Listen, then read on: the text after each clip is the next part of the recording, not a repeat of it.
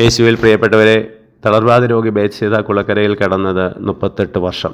ഈശോ ജനിക്കുന്നതിന് 6-7 കൊല്ലം മുമ്പ് അയാൾ അവിടെ എത്തിയതാണ്.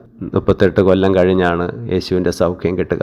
സ്ഥിരതയോടെ വിട്ടുമാറാതെ അദ്ദേഹം കാത്തിരുന്നു എന്നുള്ളതാണ്. രക്തസ്രാവക്കാരി സ്ത്രീ അനേക വർഷങ്ങൾ ചികിത്സ നടത്തിയിട്ടും ഭേദപ്പെടാതെ അവസാനം യേശുവിൻ്റെ പക്കൽ വന്നാണ് സൗഖ്യം നേടിയത്.